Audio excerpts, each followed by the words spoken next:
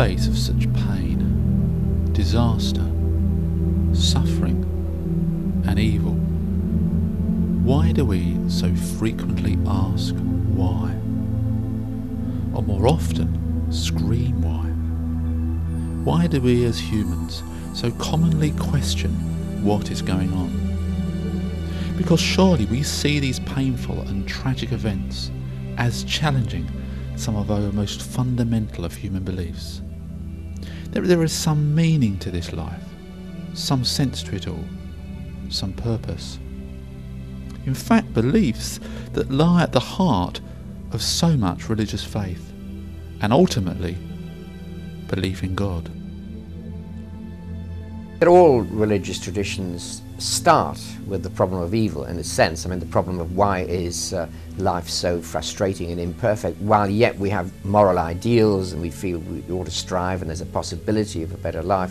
And so religions do start with some account of evil and how to escape it.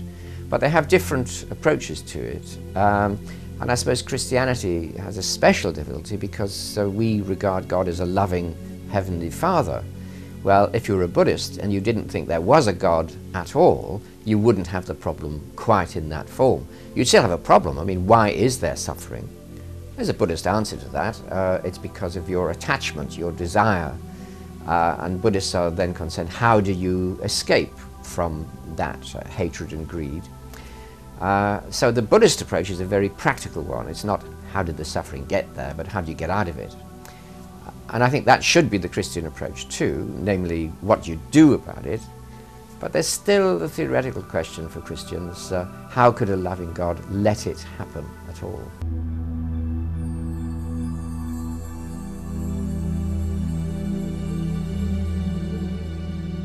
This is not just an emotional response, but obviously a key intellectual challenge to belief in God. For at its heart there appears to be an obvious tension or contradiction.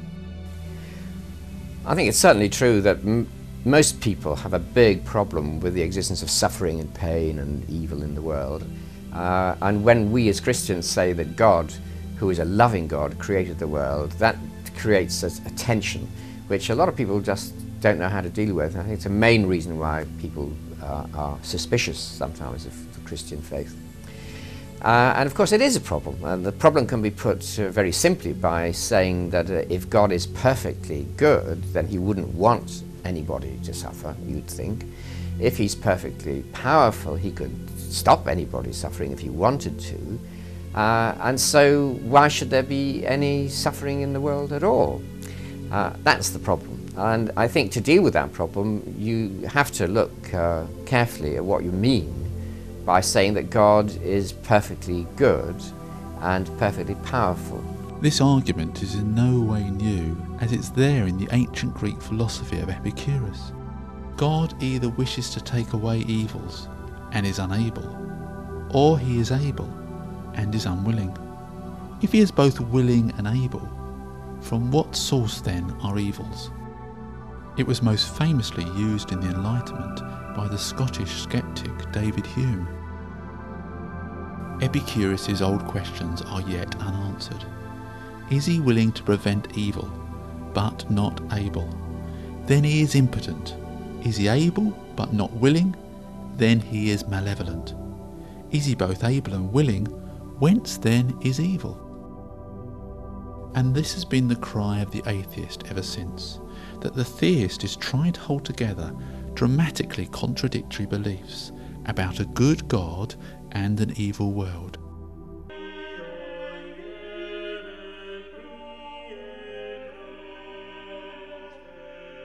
Probably the most common response to this dilemma has become known as the free will defence. The name traditionally associated with this approach is that of St. Augustine, whose thought more than any other has shaped Christian orthodoxy in the West. Augustine, who returned to this question again and again throughout his life, seeks to distance God from evil. God is not to be blamed for the evil and suffering we encounter. We have been pointing an accusing finger in the wrong direction, according to Augustine.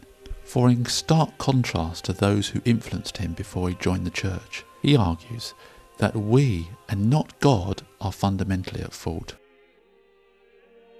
The spirit of this account was captured wittily by the writer Chesterton when he was asked to write an essay for the London Times on what's wrong with the world, and wrote back, "Dear Sir, I am, yours sincerely, G.K. Chesterton." Now, according to Augustine, the reason why God can point a finger at us as the cause of evil is that of all his creation, he has given us something of great significance, that being the freedom to choose, so that we decide what we do. So for Augustine, if we make a wrong decision and do the wrong action, we become responsible for what we've caused in the way of suffering and evil. The wickedness which darkens and disables did not come from the blameless Maker, but from sin which was committed by free will. An evil will, therefore, is the cause of all evils. Free will is the cause of our doing evil and suffering from its consequences. One very traditional approach to the problem of suffering and evil is that it's due to sin, and that human beings, if they're free, have to be able to exercise that freedom either by loving God, loving the world, loving other people, or by rejecting love, even hating. So a lot of theologians, like Augustine, for example, argued that if there's going to be real freedom, freedom to love, freedom to be morally responsible, there must be freedom to do what is wrong and to hurt other people. So probably a lot of the suffering in the world can be explained by the sheer evil of people making wrong moral choices, and that's against the will of God, though obviously God permits that for the sake of freedom.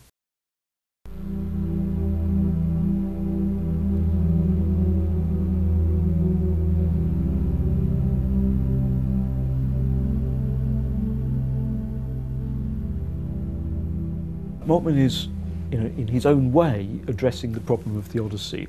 And that's a problem that, of course, has very often been tackled, especially in a philosophical context, as explaining why there has to be suffering in the world for the sake of its final good.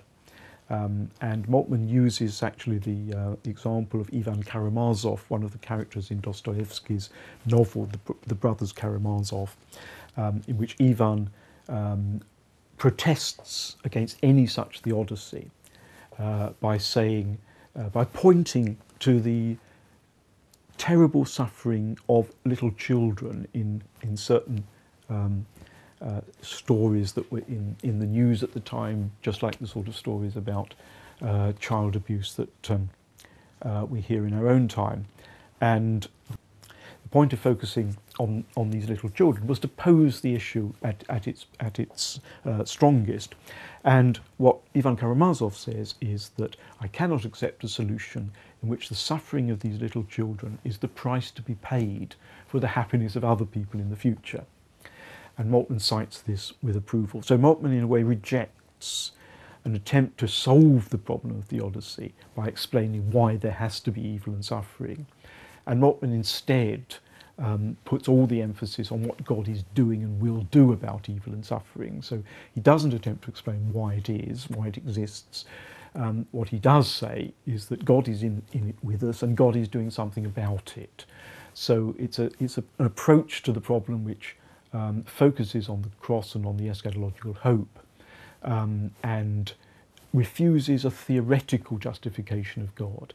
God has got to justify himself in the end by his abolition of suffering, rather than that being something that we can do sitting in our armchairs and philosophizing about it.